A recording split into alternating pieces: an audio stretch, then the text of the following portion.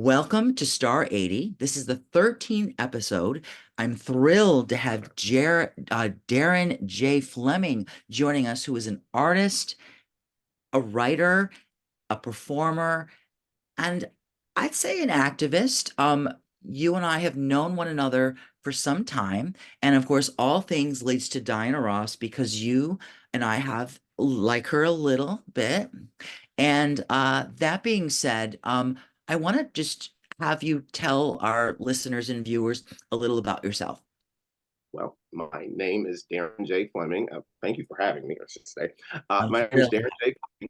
I am an actor, writer, producer, artist, all the things that Timothy has so eloquently said.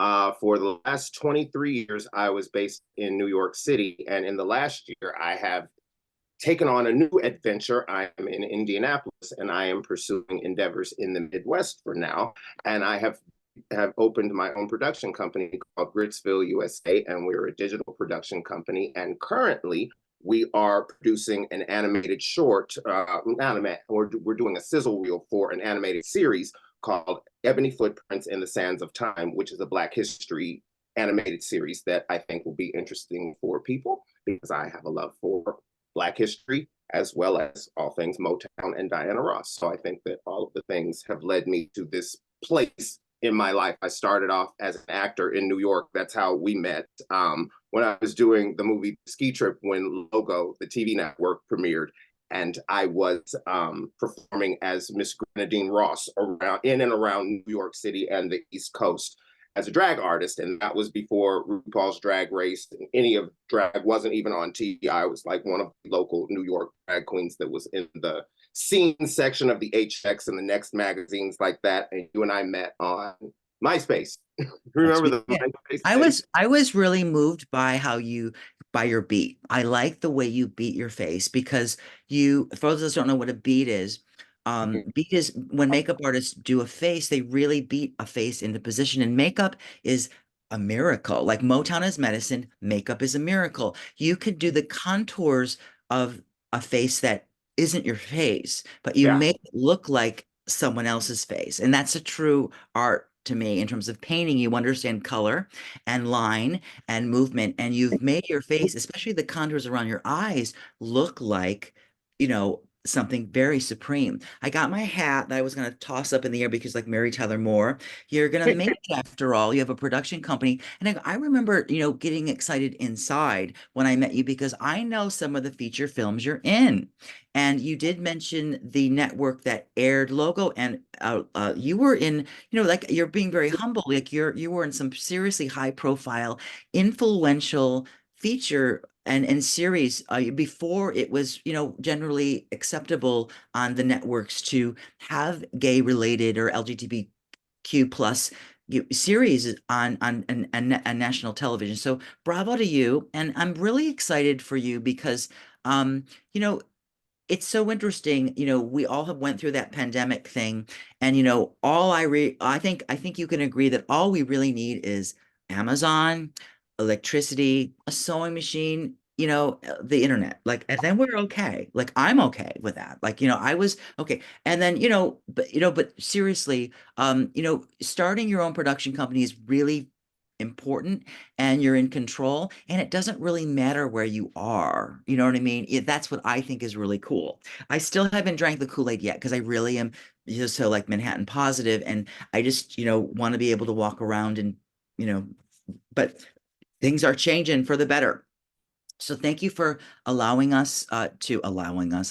me to introduce you and interview you on the Star 80th celebration of 80 gowns, 80 dolls, and 80 years.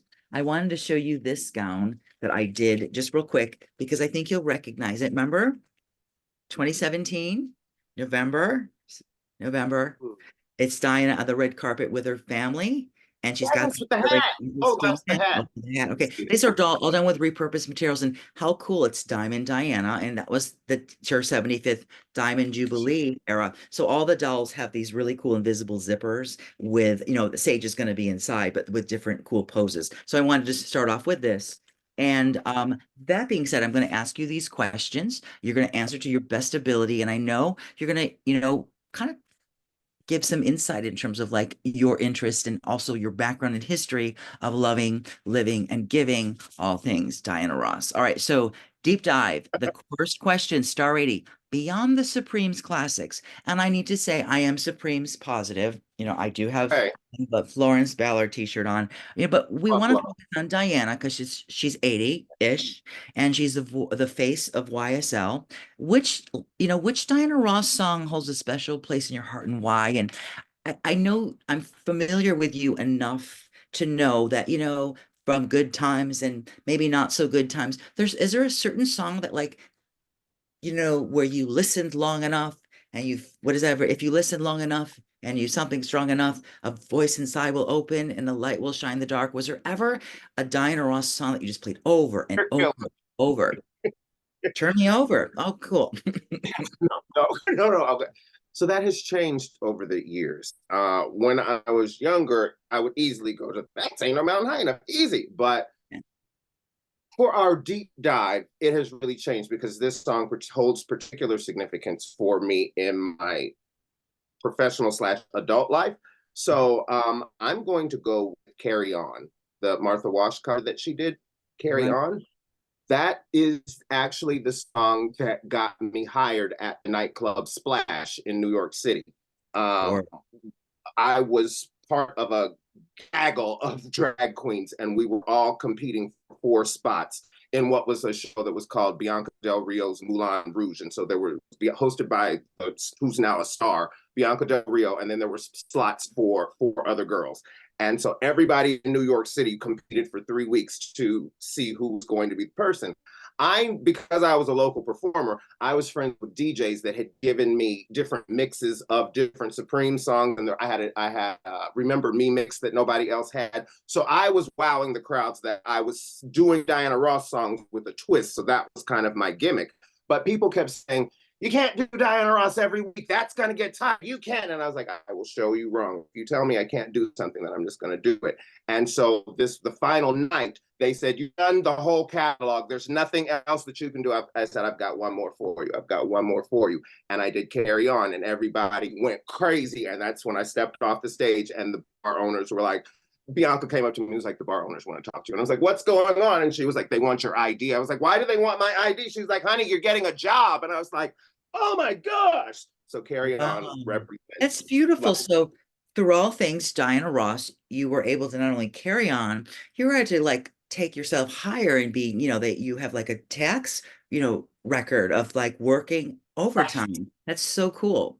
And overtime you did. I was there. I'm pretty, I don't know, I don't want to say I'm mousy, but like I was there. I remember sending you back in the day, I can't do it anymore, but like you're like the computers won't allow you to, but like I sent you an attached file. I guess they call them MP3s. When you had like a CD, you could burn songs and like bootleg them. I sent you a file of the theme from Mahogany Mix, which was a Japanese only release of Diana Ross and the Supremes, but it was more Diana Ross, but they were like these really odd, like moti, hoti weirdness mix of the theme from Mahogany, which of course Mahogany, and look, it was like a do you know? It was like very punchy and fun. You couldn't roller skate to it, you couldn't eat to it, but you could lip sync to it. And I think you Yes. did. Yes, I did. So, Yes, I did. well, I knew you were like That was working for you. I remember sending it to you back in the day. So, back in the day, also, you and I have the distinct pleasure and memory of watching for the very first time, like Hep. And we saw the Lucille Ball, Dinah Shore, Holly, the chicken lady, of course, Burt Reynolds' yeah, ex-girlfriend. And don't forget, Diana Ross was on a special, lovely. and it was her Hint. first solo special, which led to Dinah Shore writing the liner notes to Let the Sunshine In, the album that had I'm Living in Shame, the composer, my least favorite Diana Ross, and the Supreme songs of all time. and no matter what sign you are, which I prefer the young folks, which is the flip side that chart it. So we hold that special memory of seeing something before, like all those bootlegs on YouTube where they're kind of like yucky, where they you can't adjust your tracking because it's just so far gone with a digital transition. And so that was when we both clocked that Bob Mackie did the gowns of the pantsuit, which of course became part of the Return to Love tour from 2000, which, made my heart sing. And I think it made yours too. You went to the Return to Love tour, right? Tickets, and then I didn't go. I was so conflicted because of the 2020 interviews. Do you remember when Barbara Walters did the Do I well, no, remember those the, interviews? the Yeah. first night it was Mary Wilson and the guy, I can't remember the journalist's name, and then He had one Diana Ross earring. It watched was very cool. it. Yes, and then Diana Ross watched it and had to do a rebuttal, so she called Barbara Wilson. We have to answer some of these untruths that Mary is telling, and I, after watching the two, I was just like, and I had just moved to New York literally the Right, day right, right, before, right, right. and it was so overwhelming. And I had the tickets, and it's too much. It's just too Yeah. much. I Flo, I I can't do it. I went to I couldn't. everyone. I had to. I had to go. I had to go. It's No, just I there. totally understand, And I and was I all ready for Jones Beach because, like, okay, she knows all the song, like she knows the lyrics. Like, I'm in the front row. Like, I was like moving up, up, up, up, up the ladder, and then I was like, it's on, it's off, it's on, it's off. It's like, ah. But anyway, so it's okay. We have it on Memorex. We have it on YouTube, yes, and I got a bootleg of it. It was back in the day when you could like write to that mystery email address, yeah. and they would send you a copy of anything that you wanted. So you gave us the song Carry On, and you Yeah. gave us the why. And I think that's really amazing that, like, you were able to manifest something which is really hard. I'm from Yes. Buffalo, you're from Indianapolis, the Midwest. It's Mhm. really hard to come Yes. and transplant and transform yourself into a New Yorker. I mean, New York is either full of people from the city or you move here. And Right. it's not like Vegas though, because there's a certain thing you have to do and you don't really change. You can't be, I mean, you're not really affected by it, but you're affected by it, but you're just trying to hold your own and carry on. And you did that and you were great. And I wanted to say publicly, that it was fun watching you transform. And it was the beat in your face that was Thank really what really moved me, and I'm so you. happy I can say that to you. All right, so we have that special song and the why. The star 80 question number two is the evolutionary enigma. Okay, Diana Ross is an enigma puzzle. People can't quite figure out. I mean, I never would have thought she would have been the face of YSL at nearly 80 years old, and she's all over the world, beautiful, with just everything is everything. It's just so cool. And she's like a girl. She did so many firsts and like I don't think I know she doesn't get enough credit for like all the first she did. And she can't say, well, I did this and I did this and I did this, but I'm going to. So, we're going to. She was from a girls group that was like a phenomenon that revolutionized how Iconic. iconic singers like it was a template, a lot of number ones that were not all people bought them. They were 12 number ones in the Billboard Hot 100 of the Supremes with Diana Ross and the Supremes. And then of course she graduated into that actress that was nominated for Oscars. And I gotta put on the record, every feature film was Oscar nominated, which means something. All right. Lady Sings got five, Mahogany got one, for the song. The Wiz got two, and then of course even Endless Love got an Oscar nomination for song of the song won for Lionel, and they performed it in '82. Diana Ross also had their three times on Billboard that she had three songs on the Hot 100 as Diana Ross. That's pretty incredible. But let's get into the question. What part of Diana Ross's career really resonates with you as a human being?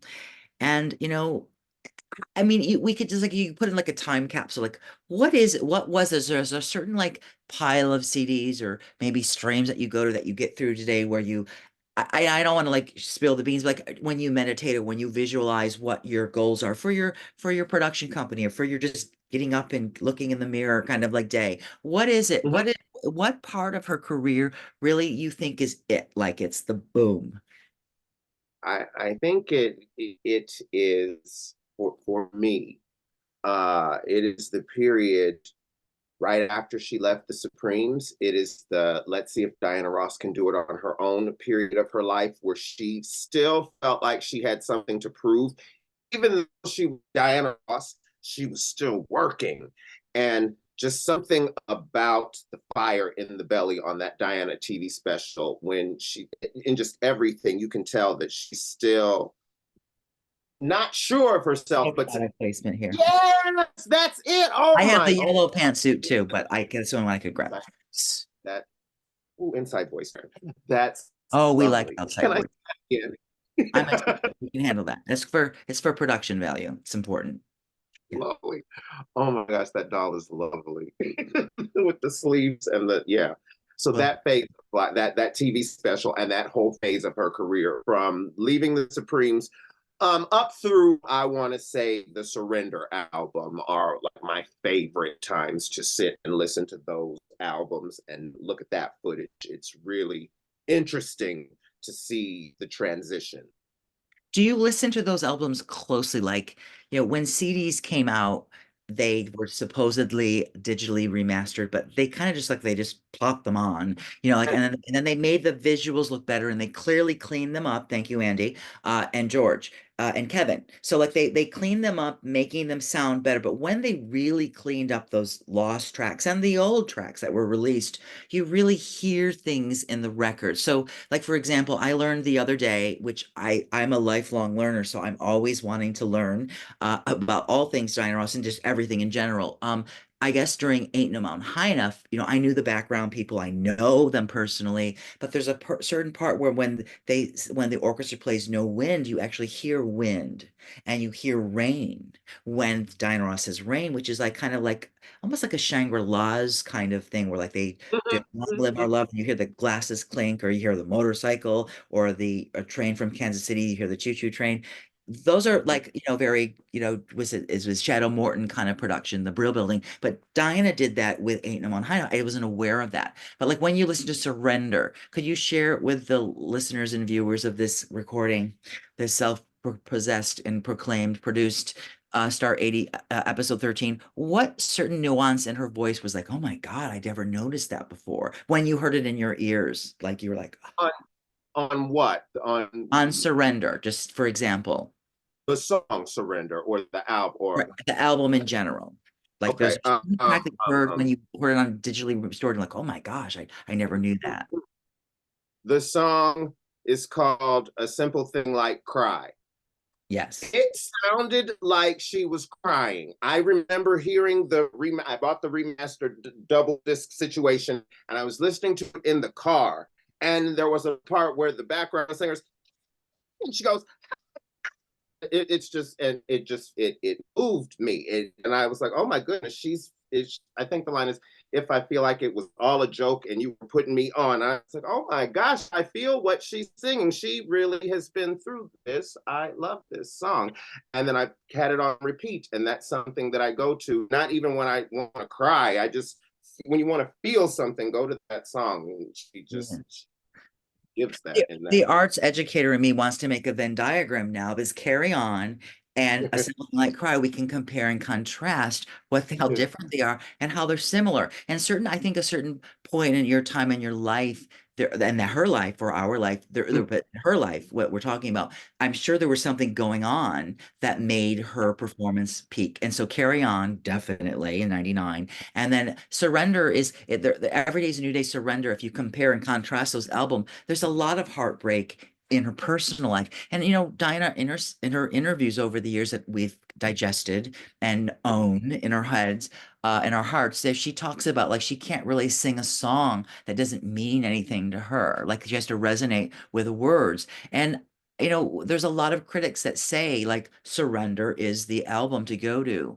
And I don't think that album gets enough credit, but like Remember Me, and if you Yeah. listen to Remember Me, she goes like that. You hear her lip smack, and you also hear Mhm. her hair go. "Ah!" Like if there's she's sitting on a stool because she's probably pregnant for Rhonda, or I think it's Rhonda, and you hear her go, and it's like so cool. But only maybe I notice things like that. But I love stuff like that. We also hear Paper. You hear paper. It's like you hear like that you hear this a little bit. Yeah.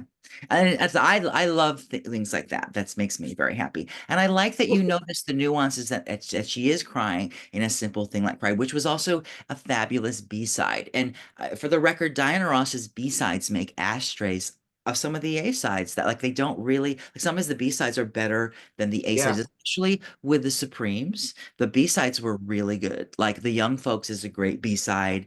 My favorite Supremes B-side, let's just bring it to you. Do you have a favorite Supremes B-side or any Diana Ross B-side? A simple thing like Cry is a B-side, but the Supremes B-side, I do. That was actually released, yes. like Because like it was a side, like the flip side of a record that actually like, yeah. that's something that a gem. Okay. I guess you're I would beside say, yourself with this question. Sorry. Yeah. good. It's off the rails here. Yeah, we're off the rails now. I'm gonna go with the Well, Reflections album.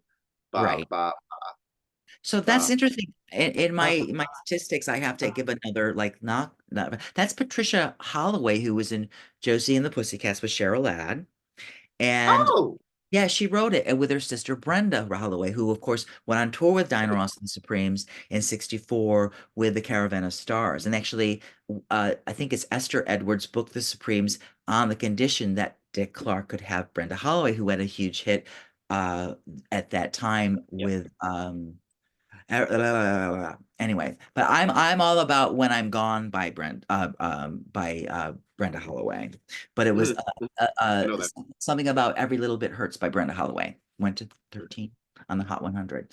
And of course, the Supremes went to #1 on the Hot 100 in August 22 of 1964 for 2 weeks, a million seller. All right. So, did we get to the defined Diana Ross career early, Diana solo? And for the record, one could say that Diana is always proving herself and upping what the game and making it, making it possible for everything. All right, so in everyone. So number three, fashion and flair. Starry question three. Diana's iconic style is undeniable, which for looks from the gown to the sequins, truly, and even the simple, truly like does it for you. Like you got your machine out and you're like, I'm replicating that, or I have to find this fabric because I want to have a winter scarf or something like it, or I want to just touch it, something. What is it? What Oh, that's style? I mean, I can like, help you if you need little like support, like, he wears high gray pants, stripes are really mellow. Or I could do when she's pregnant for a Ross. Okay. And this was repurposed in 2008. She wore it at the Hollywood Bowl. Back. uh-huh. Oh, Or I you could know, do I let's see what else we got. water. Oh, that one's lovely Oh, too. oh, here it is, here it is, here it is. Return to Love, which was like Hep. Okay. Oh, that's Oh, and then we can do the recent one. Okay, but enough of that. Go. dogs. Okay. I would say that my all-time favorite go-to look is the Las Vegas in 1979 at Caesar's Palace look with the tam with the fringe on it and then the coat and all of that drama when she comes off of the staircase and then she Oh, steps yeah. TV screen and like it was just I remember seeing that as a child and freaking out and wanting to know how she did that. And my father just looked at me and he was like, "That's it." So, okay. Yeah, I freaked out when I did this in the summer. I was moved by myself. I really didn't think I could get it. And I think I almost got it because I'm never happy with what I do. Yes, that gown when she came out of the screen. For the record, that was 1978, was part of the Diana Ross tour of Okay. 78 with the something dancers. And of course the Joffrey something ballet. And they were on the 81 special, and it was all about white, white, white, white, white. And then 79 it was taped for home box office. Home box office. That's Rock where Our I World as kids when we rented it from like a Rite Aid or something in the Midwest, or when they had, because they had Dinos Live. Yeah, and it had the little bracelet. And yeah, and this was the turban. And With artificial intelligence, I am learning things because I love just spending all night long doing things that have nothing to do with what I need to do in my life. And I would like to take that video of her singing Ain't No Mountain High Enough and move her lips to thank you. Wouldn't that be fun? Let's do it. With your production company and my insomnia, we could really rock and revolutionize the music video industry with thank you. And it could be like, thank you for love. Thank you for love. We could do it, and we can maybe put like a sepia thing on it just to kind of mistake, because like I'm sure the lips are not going to be like, there'll be a little pixelation because the footage that we're Uh-huh. having and stealing is totally illegal. And yeah, I yeah. But was anyway, like, I told that that sounds fun. I I just don't told want to that get to a certain friend of mine, and he was like, "Yeah, go for it, Tim. Yeah, go for it." I think it's a fun idea. All right, and it's not going to hurt anyone. I think. Number four, live or studio, live or Memorex. Do you prefer Diana at home drinking a cup of tea, coffee, or do you prefer Diana on stage? And you could say both. I just was just curious with your reflection of Diana. Mm, that's so unfair because they're two totally different things. But if I had to choose one, I would say live because there is something about being in the room with Diana Ross and with her. I've been where was Madison Square Garden, Radio City Music Hall, and the King Theater are the places I've seen her, and Okay, she all the holds places we've been together. everyone's. Yep. She holds a, like she just commands the room. And there's something about that energy that you don't get on the albums, not even the live albums. You hear the applause, but you don't. There's something about being with her in the room with the live music, with the audience, people with their T-shirts on, fans singing along. And then when she says stop singing, and you stop, and you realize, oh my gosh, I am in the room with Diana Ross. This is all I wanted. When I was a little kid, I was like, this is all I wanted. We just couldn't afford $500 tickets for four people. So it's like you can't go. Well, But were they an really adult, $500? Because like I have all my no, ticket stubs. it would have Just been. It would have exaggerating. for my mother, my father, my Oh, I brother, see and I. the Yeah, total, you the see, total it would amount. have been a Okay, four it does hundred add up. dollar. It Yeah, does add it up. would. It does. Yeah. Right. So, and even just to take a 6-year-old to Las Vegas to see Diana, like, who Right. That does is an expense. Right, right, right. right. So I had to wait until I was 17 and I saw her in the Take Me Higher tour for the first time in Indianapolis. And that was a whole experience in itself. Um, So, when you were 17, like before 17, at 17, did you like do anything extra to earn extra money to get the collection? Like, did you did you just bloom and you just jumped in and you just bought everything? Or did you was it like a slow love? it Was will it as a a desire that you had child, to get everything? Or did you well, as did you take an extra job to do it? um as a kid, I dug through my parents' stuff. My parents grew up in the 60s, so they had 45s and albums. So a lot of this Motown stuff I was introduced at the house. But then anytime I did have an allowance, anytime I got my allowance money, there were trips to Musicland record store. And Love. I would start in the children's section. And no matter what, I would migrate to the Motowns and I would have Diana Ross albums. So it would, and the people at the record store would look at my parents like, what's going on here? And my mother would just go, this is what he wants. He's walked through the whole record store, has passed Michael Jackson, has passed all of the current stuff. I want Diana Ross stuff.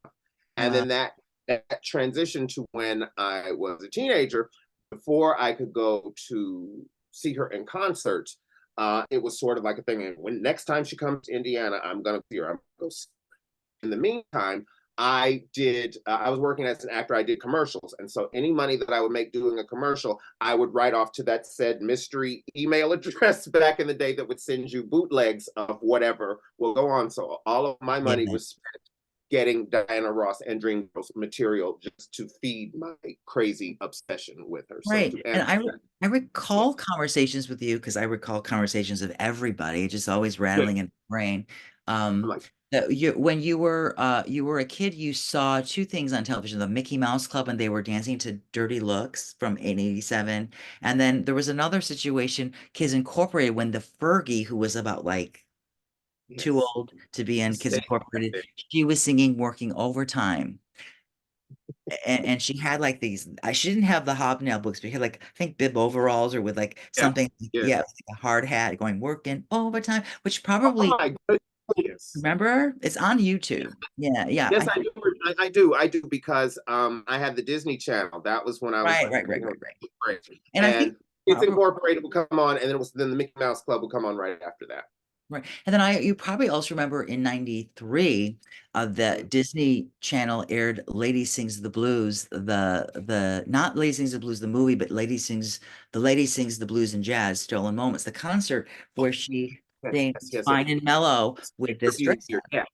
Yeah, yeah, yeah, yeah, yeah, yeah. And they had it like, and it can win a date with Diana Ross or something. Like, and did you win that date? I Did did you? not win that. I Okay. did not win that.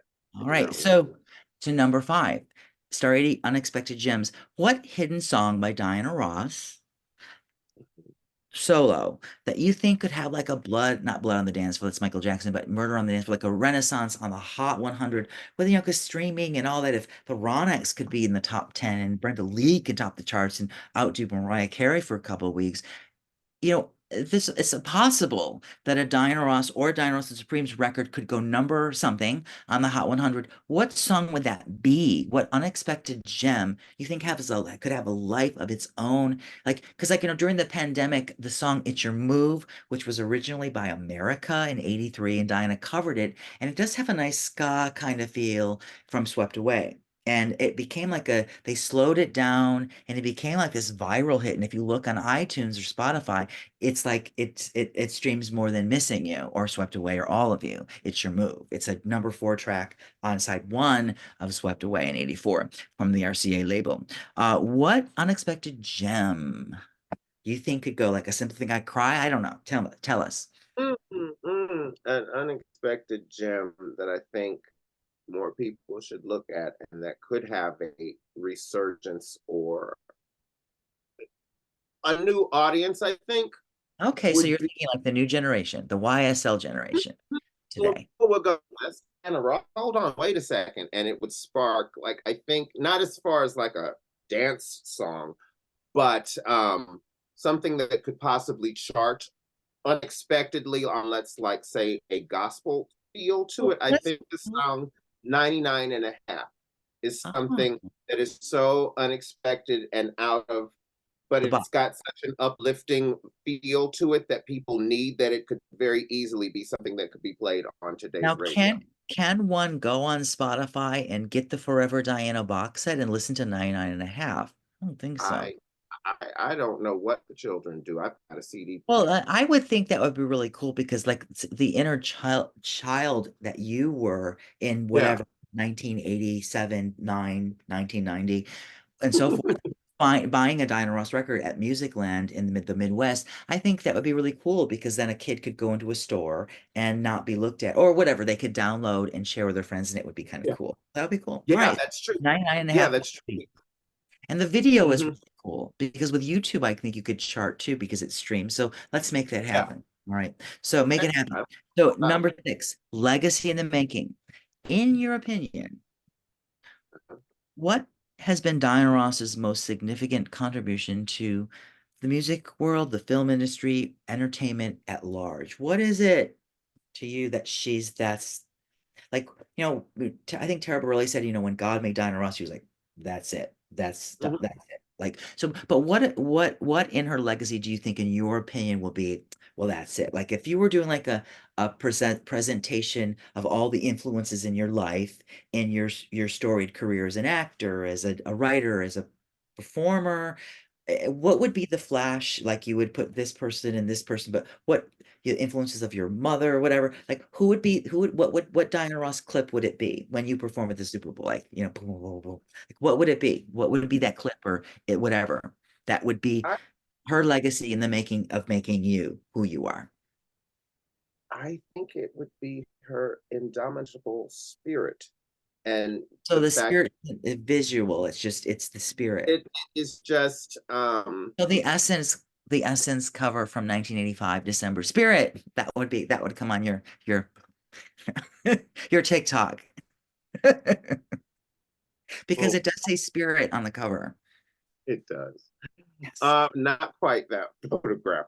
But I think one of those photographs where her arms are stretched up in the air in victory, that's just kind of that summarizes Diana for me, because she, from where she started to where she is now, and how she has overcome so much in her life and has continued to stay with the trends, and she survived disco and is still, it's just amazing. She just continued to reinvent herself, and she just never gave up, and every time someone told her that she couldn't do something, she proved them wrong, and she's continuing to prove people wrong, meaning that she's the face of YSL. I'm not sure that anyone said it wouldn't be, but it's one of those things that you wouldn't have thought it. And so when I saw the picture, I went, oh wow, awesome. And then I saw 80 underneath. I'm like, what is this 80 about? And I don't even associate it with 80 until I think about my own age. And then I'm like, oh, that does make If you're sense. getting older, so is Diana Ross. Yeah, yeah. Right, So is there right. any particular image of Diana Ross with her hands outstretched that is just like the ultimate photo for you, where you would like, you know, have it framed? Mm. Is there a particular like Douglas Kirkland or Harry Langdon Jr.? There is. It's got a red background, and her arms are stretched out. It's a little mushroom haircut, and it's not the Reflections gown, but I think she wore it in the Dinah Shore show. She Uh, did. She sang Age Black of Sunshine. Aquarius, and then she did the Yeah, LaBelle thing yeah, that yeah. And then she changed out of it and before had the LaBelle. pants, the Yeah. suit. Yeah, that silver, that image of her with that red background with her arms stretched out, and that's it for me. And that really is a beautiful photograph. And if you open up the gatefold version of Diana with an exclamation point, there's all those Mm, images on top. yes, And that yes, is yes. that is a beautiful image. It really is. So yeah, yeah, I feel that. I do. Yeah, absolutely. Perfect. So we have to find a nice resolution image of that because that should be a t-shirt and a photograph on the wall. Absolutely, Yeah. absolutely. And the seven is magic. The seventh question and final question of our conversation today. And thank you again for taking the time to do this. Star 88 Dream Duet. If you were to create a fan with your production company, this isn't a fantasy, this is reality. You have a production company. You Yeah, do film, audio, you can do anything. And like Diana, your dream duet. If you could create a fantasy musical collaboration or real, who would Diana Ross perform with? It could be living, it could be not living, it could be someone maybe from another part of the planet, but like with digital, with Zoom and everything, with digital, um, you know, tuning and everything, we could make anything happen. I mean, she recorded an album in her garage in I believe she lives in San Diego, but the point is she built a studio in her garage during lockdown and yes. created an album that was the songs in the key of her life today, and it was Grammy nominated. So, like, what would be the dream duet that you would produce today Today. or yesterday, Or yesterday, I think that this forever? was okay. So I think that this, for those that don't know, Timothy is speaking in Diana Ross lyrics and song titles, and I can't keep it together because unless you are a diehard Motown Diana fan, like you're not gonna get why I can't keep it together, because he keeps saying this stuff, and that's how Grenadine Ross used to talk in the nightclubs, and people wouldn't get it, but I I would be lecture like entertained. this, and no one knows what I'm talking about, which I love. That's Just me, hilarious. but I keep I their love attention. Yeah. I love it. Okay. So the collaboration, the dream collaboration, the sort of missed collaboration idea, I think, was still in 1999, I believe it was, when she had Okay, so on the it's going leather. back. Yeah. Yeah, she was on the MTV Awards. She had on the leather bustier and the skirt situation, and she was with Mary J. Blige and Little Kim, and she went up and bounced Little Kim's boobie. I Right. feel like it's a missed opportunity for a collaboration between Diana and Little Kim. I really feel like they could have done something women, some They sort of did with women. Diamonds. It was a track released in 97 called Diamonds, and then she, of course, Biggie Smalls or whatever. They did I'm Coming Out, More Money, More Problems, but then Mhm, mhm. Lil Kim wanted to sample Muscles and said it was I Want Diamonds. That's what it was, and so it wasn't Okay, really a I collaboration. remember. Yes, I remember that. And then Yes, it yes. didn't make the album, which really disappointed me. Yeah, Okay, Michael okay, yeah. Jackson, because they could have gotten a lot of coin for that sample. Yeah, so Mhm. but the Little Kim collaboration would be cool. And I know that Little Kim really admires her and wanted to. yeah, I would have loved to have seen that. Right. I It was came like a into missed opportunity duet. Yeah, it was a missed opportunity. And I came into Lil Kim much later in life because I just couldn't. Those explicit lyrics at 17 was like, what is going on here? Now I Yeah. get it. Yeah. But I think that there was something missed there, and there was all the talk about when she bounced the boob. But if you notice, I can't remember which tour it was, but it's been in the last 15 years. She was in on stage and she comes out in this outfit, and on one side it's covered, and on one side there's like the ice dancer sheer thing, and she's got the little boob cup thing happening on her outfit. And I was like, oh, there's her little nod to that little Kim moment. So I was Yeah, like, oh, right, right. Oh, well, but absolutely with the Lady Sings. That was at mhm, 2004. She opened with I Ain't Been Licked, and then she did yes, Lady Sing. Yeah, that dress was fierce. I'm waiting to attract some tulle and notion that's white so I could actually replicate that in a pose for my everlasting project that no one cares about but me. The I do need to say, the I felt that Mary J had some, either it was pasty envy or maybe she was Diana Ross shaming, but she did not look happy. mm-hmm. She looked awkward. She looked out It of looked like place. a person where there was like a minister was talking about something that was like problematic in our society, and she looked like, yes, like I'm angry, like an angry, it was like not angry, but it was like she was not happy with what had just happened in front of her. And Yeah, yeah. I think she did go on the record many years later saying she didn't like it, and that what that when that little situation happened. And it wasn't little, because it really, that was the internet. Like that was right when the birth of Right. email, and I don't think Twitter, nothing was like that, was wrong, but that We really were AOL went. back in those days. Like, Right. Because I remember when my brother was serving across the world, their lover of mine, their brother of mine, serving my country, our country. I was just doing Your Heart Belongs to Me I lyric. know. Oh, okay, I know you know, but some people don't. And that song only went to like 95. All right. The point I was making is my brother like emailed me saying Michael Jackson was, hanging out, his son outside the window. And I was like, Mm, David, you're making this up. It didn't happen. And because it was in Germany or something, he held a blanket or something outside and he held yeah. him tight. But like, and then sure enough, I woke up and there it was. But it was like on the page of like the Post and the Daily News and the Times, or we got below the fold in the Times. But the point I'm making is like today, no, that was 2002. Today, if something happens, everyone knows. It's like that. It's Right. a miracle. It's an Immediately. instant thing. So like anything is possible. Like your production company, it can blow up. And that's so cool, right? Yeah. Or it could not Or happen. or it Like could like say, well, like this podcast that I have no idea what I'm doing. hey, what did you say? Everything you say is a prayer. Everything you So say is a prayer. You're right. Thank you for quoting me and yeah, come using on my now. words to kind of correct my positivity. You're Yeah, correct.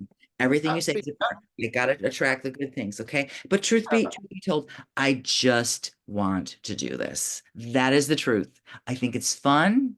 I think it's fun, and I think it's fun. The three that, funs, three F's. hey, that's all that matters. You know, That's they all that told really me matters, right? And if that. it can help someone have fun again, great. And But so that's let me say this: there were so many people back when I was in my 20s that told me you cannot make a living doing Diana Ross. So many drag performers have done it before, and they have crashed and burned, or they have transitioned into something, another type of performer, something else. But you can't continue to do this. Nobody wants to see this. But and I go, but what if I just want to do it? What if I just want to do this? So then right. I created a whole different lane for myself because keep in So mind, did. there was no RuPaul's drag race.